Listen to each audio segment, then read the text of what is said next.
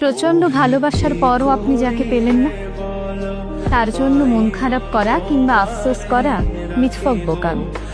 বরং আফসোস তো সেই মানুষটা করবে যে আপনার এই তীব্র ভালোবাসা, আদর, যত্ন উপেক্ষা করে ভালো থাকার লোভে অন্য কাউকে বেছে নিয়েছে।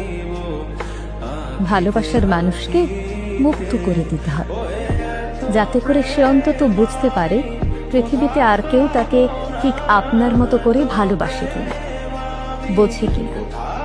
আর যখন সেই মানুষটা সারা পৃথিবী ঘুরেও আপনার মতো আর কাউকে খুঁজে পাবে না, তখন সে চরম আফসোস করবে।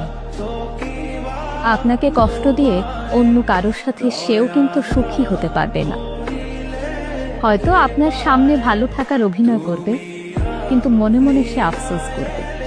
পৃথিবীতে সত্যিকারের ভালোবাসা এখন সত্যি দুর্লভ। আর যে কারো ভালোবাসাকে অবজ্ঞা করলো, সে নিজেও কোনোদিন ভালোবাসা পাবে না। কারণ ভালোবাসার মধ্যেই যে প্রকৃত সুখ নিহিত, তা অনেকেই জানেন। যাকে এত ভালোবাসলেন, আদর যত্ন দিয়ে আগলে রাখলেন, সে চলে গেলে কিন্তু মন্দ নয়। কারণ যে নিজের ভালো না বুঝে আপনাকে তীব্র আঘাত দিয়ে নিজে একটু সুখে থাকার লোভে অন্য কাউকে বেছে নিয়েছে, তার সঙ্গে ভালো থাকার আশা করা যায় না, ভালো থাকা যায়ও না। একটা কথা মনে রাখবেন, যাকে তীব্রভাবে ভালোবাসা যায়, তার চেয়েও যে তীব্রভাবে ভালোবাসে তাকে হারানোটা অধিক যন্ত্রণার, বেদনার।